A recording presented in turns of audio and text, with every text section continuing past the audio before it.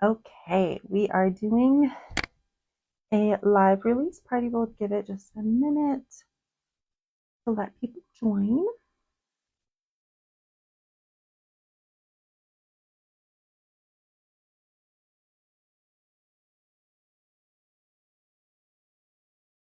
A minute to get a few people to join. Hello.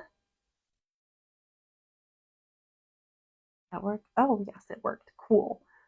I don't have a lot of experience with live. The last time I did it, I used like an aggregate on my laptop. So I'm learning the features of doing it directly on the Instagram app. So bear with me if I screw some stuff up. Okay. So I'm going to give it just another minute to let some more people join. So what we're going to be doing tonight, I'm just going to talk for a little bit before we get started. What we're going to be doing tonight is I'm going to do a brief introduction to the Sinclair Wolfpack universe, the novels, and then I'll do a little bit of a reading from Best Friends and Bad Decisions to help celebrate. So, book introductions. So this is the second book in a series. This is book one, Diners, Damsels, and Wolves. Now, this is not a serial. So the difference between that is that a serial, you absolutely must read book one to fully comprehend, enjoy, and understand the subsequent books. This series is not like that. So basically what it is any and all pertinent lore, information, and introductions are made in each book for readers to enjoy, understand, and have the time of their lives while they're reading each individual book throughout the series. Now, some people think that they're better enjoyed if you read them in order. That is completely up to you. I'm not your mom. I'm not here to tell you what to do. So another thing to know is that if you are an ebook reader, the ebooks for both, this one is currently free. This one is currently 99 cents. Going to be going up in price after this week. So if you're an ebook reader and you want it for 99 cents, grab it now. If you're an ebook reader, you want this one for free, grab it now. Okay. So here is Best Friends and Bad Decisions. We can get into our chapter reading. Now, I do have a Kindle Paperwhite, so you are not going to be able to see all of the pretty color images on here. Trust me, it's more colorful, kind of like how this one's more colorful. I just have the black and white version because I have migraines. Okay. Now, got a couple more people joined. I did a quick introduction for those of you who just joined us. I'll be doing another little information thing after the reading of the first chapter. Okay, so here we go. Best Friends and Bad Decisions, a Sinclair Wolfpack novel. To my readers, anyone who's ever felt alone in the world without a friend, may you find someone to complement your spirit, a best friend and a lover in one. Okay. Chapter 1, Sarah. After hanging up her gun and utility belt on the designated hook in her bedroom, Sarah yanked off her heavy leather boots. Pulling off her uniform shirt, she unvelcroed her bulletproof vest and tossed it in the closet with the rest of her beige uniform. Massaging her neck, she turned on the shower. Her muscles were sore and tight. Being a small-town deputy was usually a laid-back posting. Domestic disputes, drunk teens, drugs, and speeding were her usual days. On those days, she didn't have to wear her bulletproof vest, but lately tensions had been high and she'd been extra cautious. Sure, she could heal faster than normal, but a well-placed bullet or knife could still do her in. Their little town of Fairville, Kansas, had 3 missing persons, which was more than they'd had in the last 3 decades. The entire force was baffled. The persons disappeared without any witnesses, tracks, fingerprints. Nothing. During the last press conference, if you can call one reporter from the town paper a press conference, Sheriff Gregg gave a pitiful report. The townspeople were livid and getting restless. Today, she'd been called down to the county Walmart to break up a brawl. So she'd squished her boobs into the damn vest and drove down to pepper spray and arrest some pissed off hicks. All in all, it had been a horrible Monday. On a good day, her double Ds made her neck and back sore. On bulletproof vest days, it was just miserable. She really hated the damn things. They were cumbersome and painful. They also attracted the attention of every creep in the room.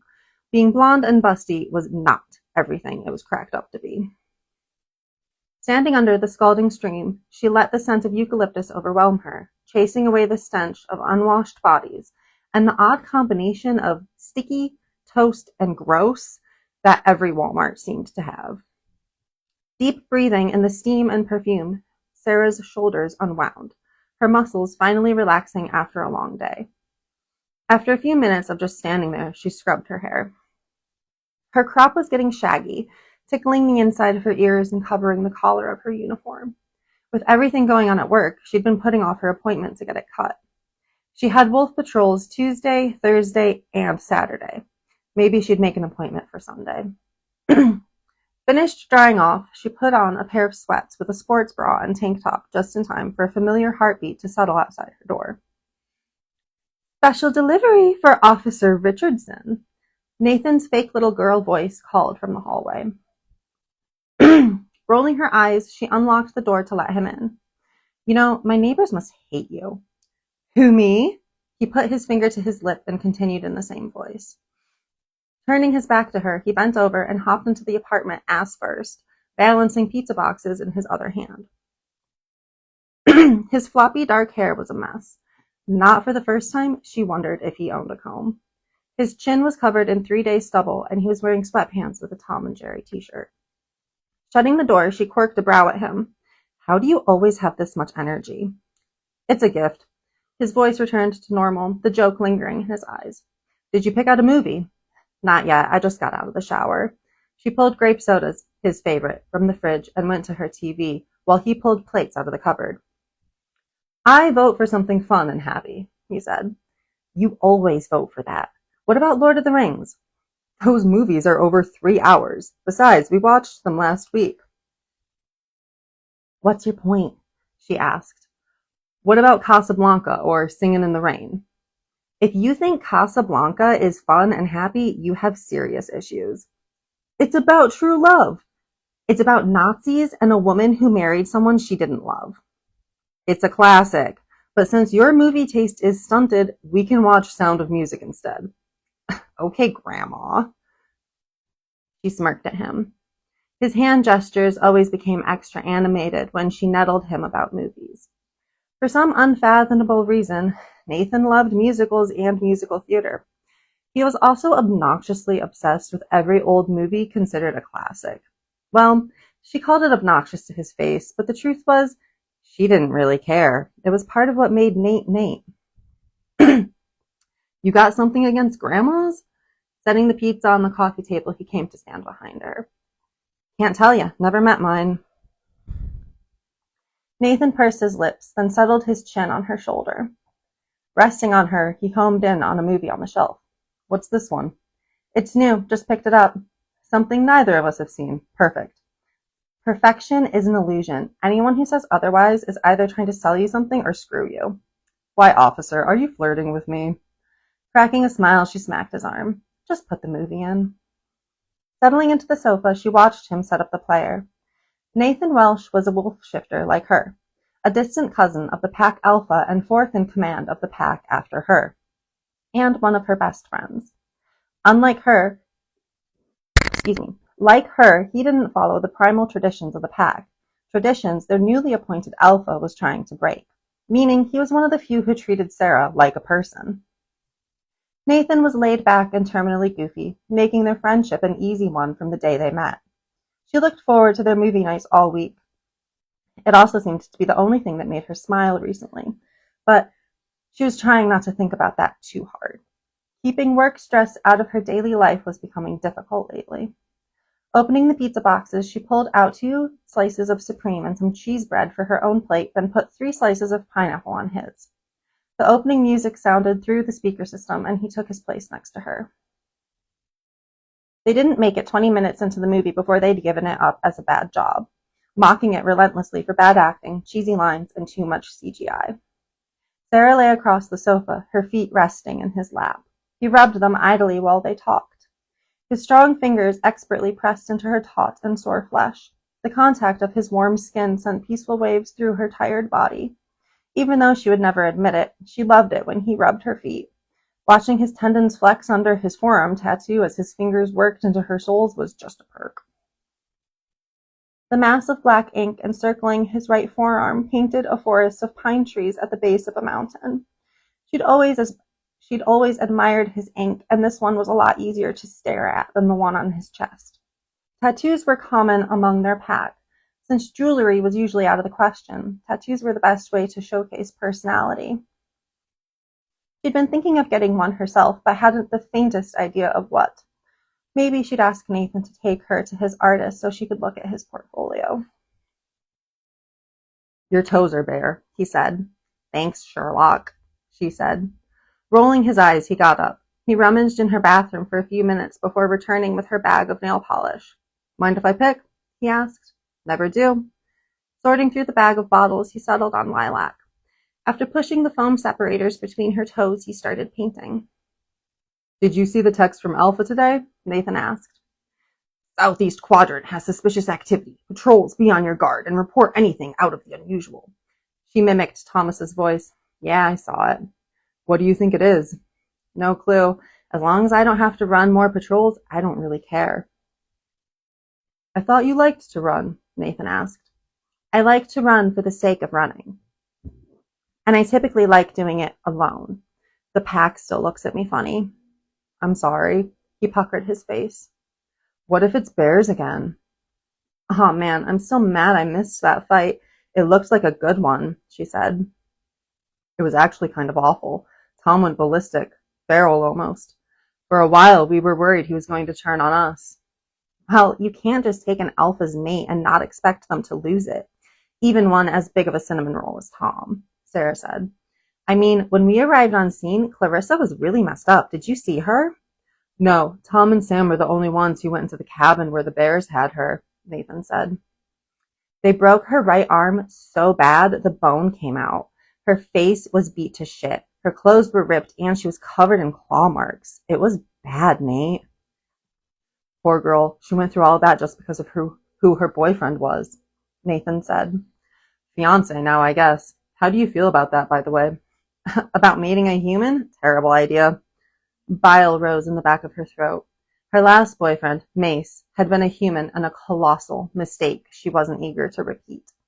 To make it worse, Mace was the last guy she dated before the pack dynamic did a 180 on her, and she wasn't allowed to date. If she was honest, it made her a bit biased toward human mates. "No, goofball. I mean alpha taking a mate. The whole tradition with the strongest female in the pack mating the alpha." "I'm relieved. I mean, Tom is great and all, and he never acted like he was going to force himself on me or anything. To be honest, I got the impression he hated that tradition as much as I did. But now he has an actual mate. That means I'm officially off the hook." Nathan laughed. "You're a free agent." "Hell yes. I can't wait to start dating. I want to find a mate already." "Anyone in mind?" His tone was blasé, as if they were talking about the weather. This was one of the reasons she liked hanging out with Nate. The friendship, the conversation, it was the easiest part of her life. "Preferably another shifter," she said. "Humans are a recipe for disaster. They're too fragile." "Like it rough, do you?" He snorted, ignoring the topic of her disastrous breakup for which she was grateful. "What if I do?" She stared at him until he blushed and went back to painting her toes. "If everyone in the pack ever stops looking at me like the alpha's property, I'll start shifting through my options there. The pack is so big now, I should be able to find someone who isn't insufferable, someone I can settle down with, have a kid." Sarah wanted a mate, a companion, someone stable and consistent in her life she could come home to, although she wasn't entirely sure what that looked like. Her mom stayed single after she was born, so she had no real role model for marriage or long-term companionship outside of her two female familial ties. A part of her was desperate for it, even if she was going in blind. Until recently, she hadn't realized how much she could miss, yearn, for something she'd never had. None of her boyfriends had been that serious, usually breaking it off before she uttered the dreaded three-word sentence. Despite not having first-hand experience with it herself, She saw it all around her. Her surrogate cousin, Samuel, and his wife, Maria, were her most prominent example. Now her Alpha and Clarissa. Seeing these real-life examples of selfless love made her believe anyone could find it, even a stray like her. You want kids? Nathan asked. Yeah, if it was with the right person. Sarah, what are you gonna do with a kid? You can't even feed yourself, Nathan laughed. I'm gonna have to come over to your place to feed them. I'm sure my future husband will appreciate that, she rolled her eyes. He better, because I'm not going anywhere. Friendship is magic and we're besties for life. Okay, she scowled at him and ticked the list off on her fingers.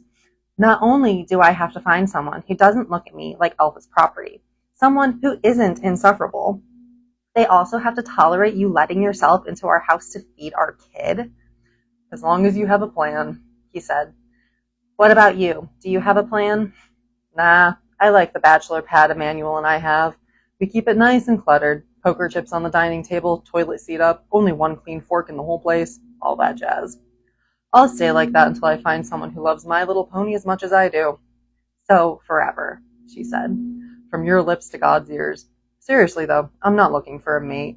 You're the only gal I need in my life. My plan will just be to help you with your plan. Why now, though? What do you mean? He shrugged. I mean, why all of a sudden do you want to find a mate? Not that it really matters. I'll help you either way. I was just curious. Frowning, she chewed on her lip. If anyone else had asked her that, she'd chew off her own arm before admitting the truth. But this was Nate. She could trust him. He wouldn't laugh at her or call her weak, would he? I'm sick of being alone. You're not alone. His dark brows pulled together as he studied her with a hint of sadness on his face. You've got your mom and Tori, the pack, and you'll always have me. You know that, right? I do, she admitted.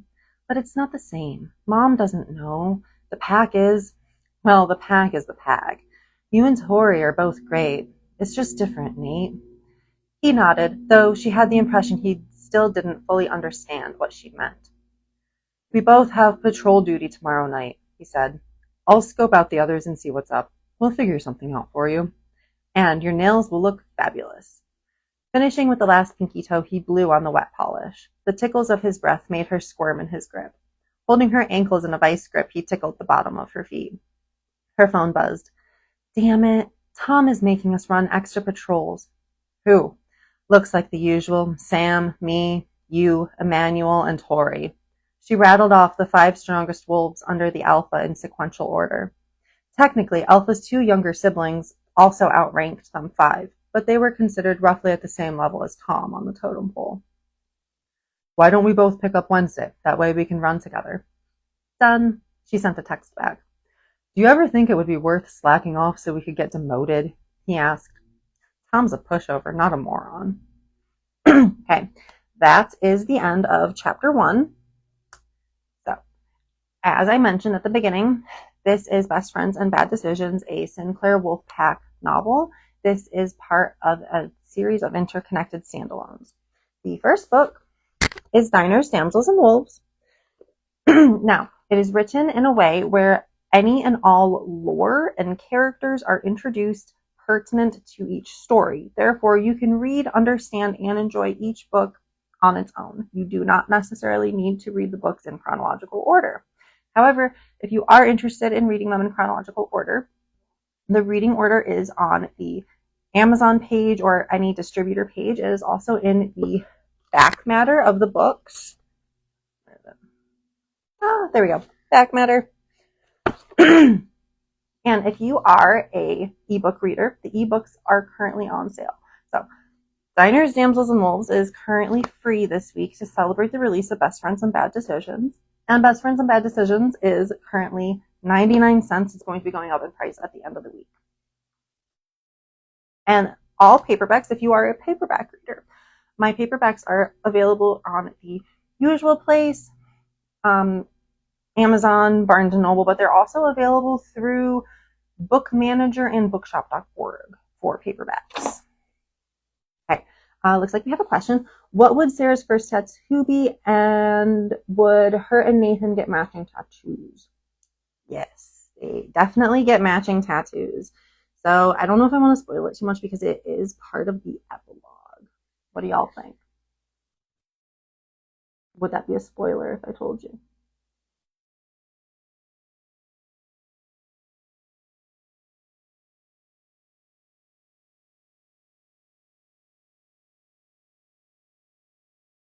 So tattoos are a big part of the series. So pretty much all characters are going to have some sort of tattoo. Okay, so you don't mind the spoilers. So Nathan has a tattoo on his pec that is a geometric wolf. Geometric wolf, it is a bunch of triangles and just geometric shapes, and within those shapes, it forms the face of a wolf.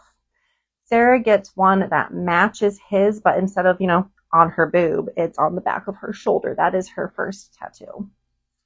That is mentioned briefly in the epilogue, I believe.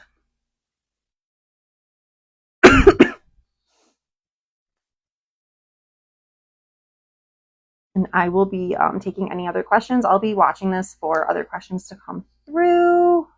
It's okay if you forgot you read that epilogue. It was a little bit ago. So the third book is going to be coming out in November. Not November. It was originally coming out in November. It got pushed to December. So if you're interested, it's going to be about Tori. She was in books 1 and in books 2. She's the pack midwife. Her book is going to be a star-crossed lovers shifter romance. Another thing I try to do with each book is I try to make the central tropes and themes for each book a little bit different, so that way it doesn't get a little too boring or overdone or redundant, because each main character is going to be different in each book.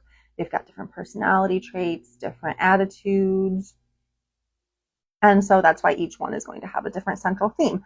Yes, I will be doing arcs for that one. The third one is called Tales, Teas, and Troubles.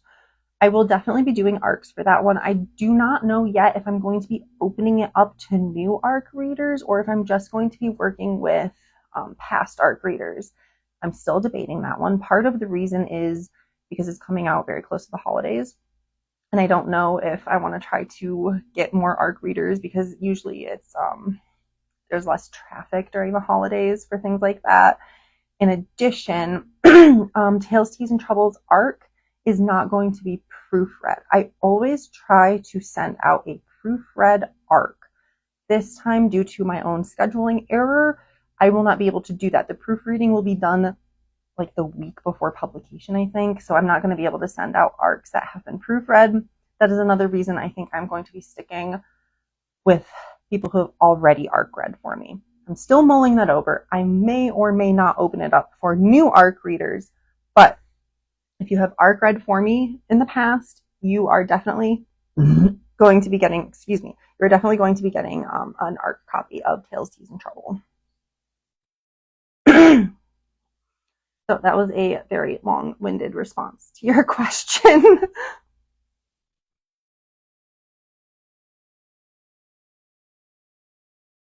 So each book in the series is going to be having its own central trope. So the first one is a damsel in distress. The second one is a friends to lovers. The third one is going to be star-crossed lovers. So if they're from different towns, different packs, not technically supposed to be together, blah, blah, blah. It's all dramatic. And then the fourth one is going to be an enemies to lovers. It is between Emmanuel and a supernatural hunter. That one's really exciting. I'm working on that one right now, and it's going to start edits later in the year. And the fifth one is going to be a high school sweetheart romance. I have others that I may or may not write past that, but what do you mean Nathan was the damsel in distress? I mean, he kind of was, but he was trying to protect the other people, so he tried. He gave it the good old college try, but yeah, he was a little bit of a damsel. That's okay. We still love him. He's adorable.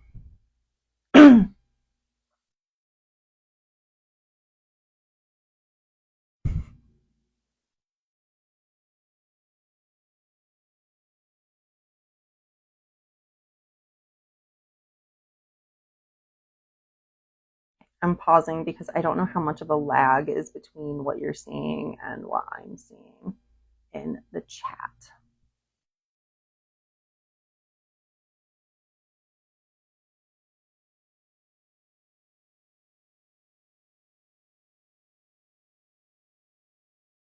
Oh, yay, book one.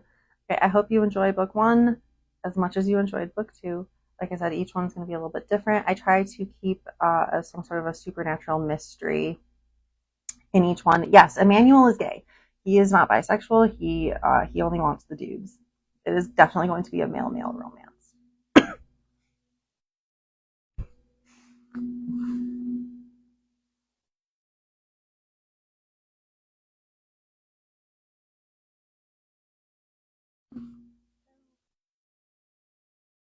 All right.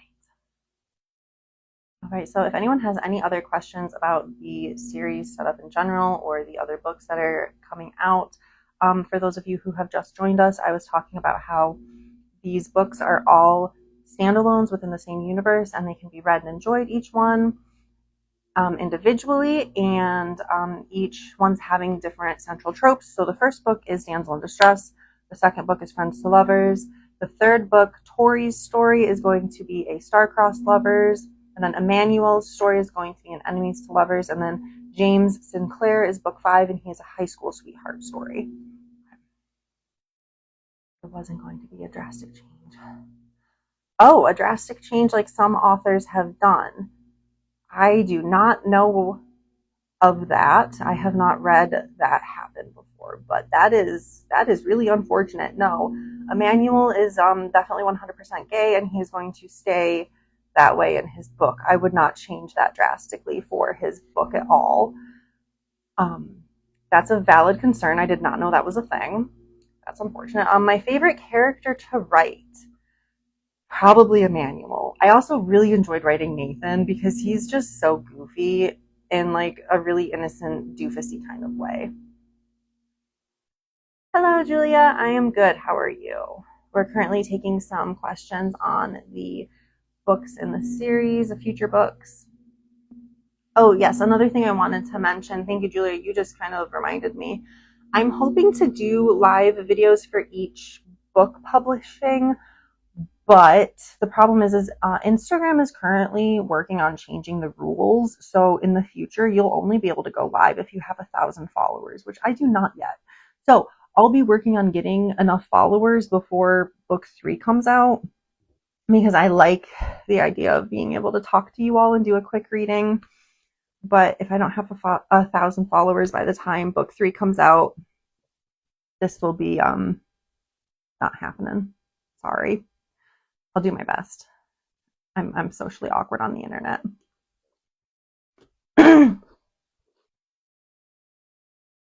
Another fun thing that we can talk about, the covers. So I don't know if you all know this, but I actually make my own covers. So they're collage style covers, and I make each part of the collage has something to do with the story.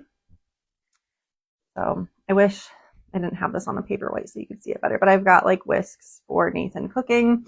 I've got puzzle pieces for the investigation that Sarah is doing. I've got the uniform star for her being a sheriff deputy. Socially awkward in person. I feel I'm socially awkward in both ways. Everybody's like, you got to comment on people's posts, and I just feel like that's like super intrusive, just like I'm pushing my way in there, like, hello, pay attention to me.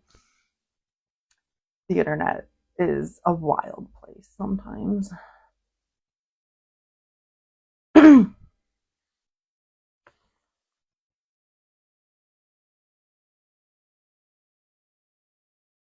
So I'm not very. Thank you. You like the covers. That makes me super happy. I was very nervous about the covers when I first started publishing these books because I'm making them myself, and that can either go very badly or it can go okay. But thank you. I appreciate that. Each one I tried to make the colors kind of go with the theme. Like Clarissa loves blue. She's always wearing blue, so I made the book blue. And then Sarah's eyes are green, so I made the book green. What inspired the books? That is a very good question. So what happened is my first pen name was actually in horror, and I was publishing horror books and a horror fantasy series, and it just wasn't going very well. And I wanted to try my hand at writing romance. And so just to try writing romance. I thought it would be fun to do a shifter romance with like a damsel in distress element. I love damsel in distresses. I know it's not like super whatever anymore, but I think it's great. And at the time, my grandfather was suffering from Alzheimer's, so that if you read book one, you know where that comes in. But it honestly was more to test myself to see if I could do it. And then I discovered I actually really liked writing the romance and I liked writing the shifters. And after I got some of the characters on page, I felt inspired to keep going, like just writing Sarah as a side character. I was like, oh yeah, I know where this is going. And then I wrote the other side characters. I pretty much had all of the subsequent books planned out before book one was even finished. It just kind of snowballed. It started as a test and it's my life now. Not that I'm complaining. Oh, tiny demons are being loud. Oh no, I'm so sorry about that. Yeah, I tried to figure out how to put captions on live videos and I don't know how to do that. So I'm sorry.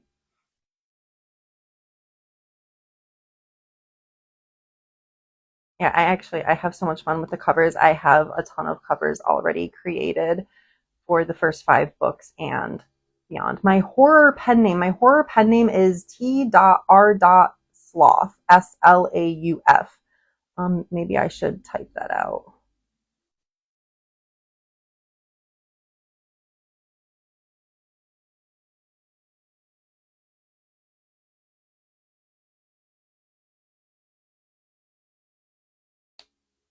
I'm not super well versed at going live. I might try to do another live video in a week or so to give people more opportunity to talk about the books and what's going on with publishing for the future books. I might do that one maybe in the afternoon so people can have more of a chance to join. I'm not sure if afternoon or evening works best for some of you. I know we're all in different time zones and some people have got kids they have to take care of or classes they're going to or work.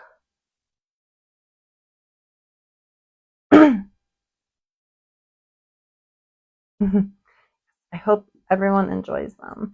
So each book is going to follow a slightly different formula in addition to having different tropes. So like in Best Friends and Bad Decisions, the characters already know each other. They are in chapter 1, you see them interacting. And some of the other books, they don't meet until chapter like 3-ish. So that way we can establish who these characters are, where their world is, and how they meet.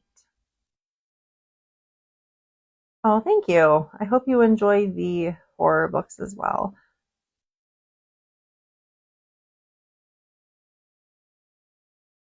And in addition, for anyone else who just joined, all of the paperbacks for this pen name are available through Book Manager and bookshop.org, in addition to places such as Amazon and Barnes and Noble.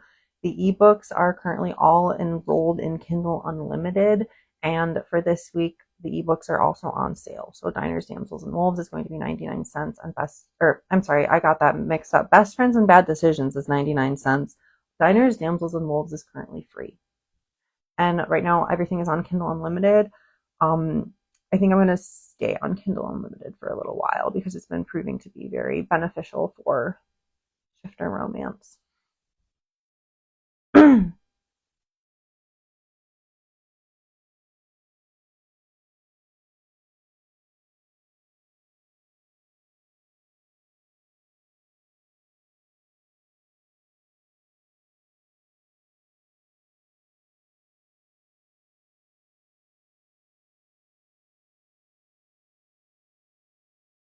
Thank you. Yes, on Goodreads. I'm definitely also on Goodreads. Both of my pen names are. I'm still considering whether or not I'm going to be publishing. I have a couple books written in my TR Sloth pen name. I'm not sure when those are not going to be published. There's a couple of reasons for that. The editor I was working with kind of screwed me over. Not going to go too far into that, other than I'm pretty sure I need to find a new editor for that pen name. The editors I'm currently working with are romance only.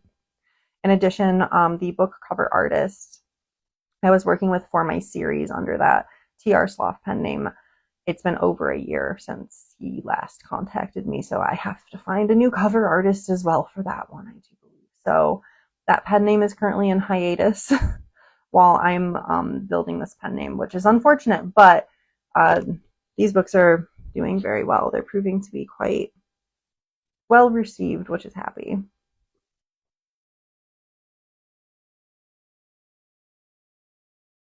Was Nathan a personal inspiration? I'm not sure if we've covered that already. No, we did not cover that. So I find it kind of interesting. So some authors love putting themselves, people they know, carbon copy into their books. I don't necessarily do that, but I do like to put snippets of myself or snippets of people that I know into the characters. A lot of Nathan was actually inspired by my husband. My husband doesn't cook, but a lot of the personality traits and the musicals and the musical theater, that was very much inspired by my husband and just the general kind of attitude. How's your cover? It's all ready. You're working on it. Cover for the T.R. Sloth book I was talking about. So that is the Legends of Lightning cover for T.R. Sloth that I was talking about. They ghosted me. The artist I was working with on those covers has ghosted me. So I need to start from scratch for that series. But the covers for the Sinclair Wolfpack, I actually have I have so many of those done. I have the covers for book 3 and book 4 for Sinclair Wolfpack done, and I have a draft for book 5 and some others.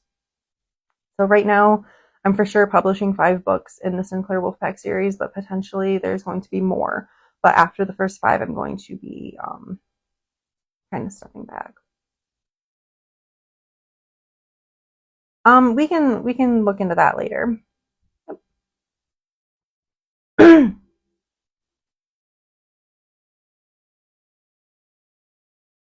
my curtain. I don't know if that helped or not. Give me like a hardcore shadow on the side.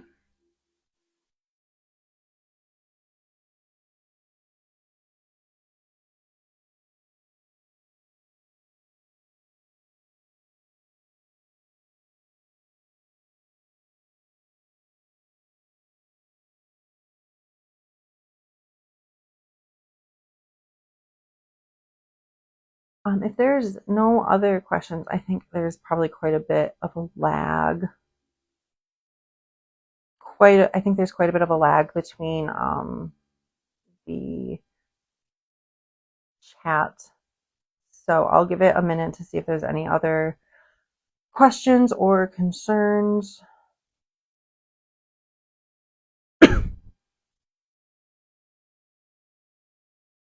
Comments, anecdotes.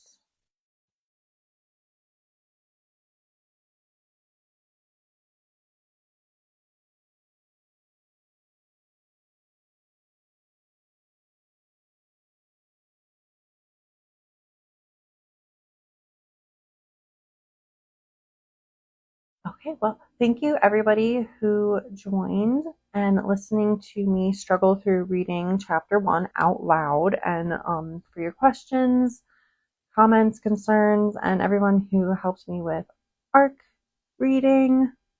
Oh, thank you.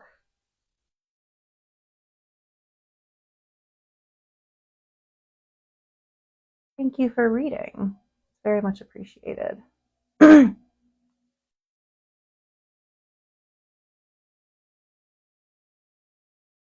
So I will be trying to do another live maybe next week to go over publishing plans for the next books.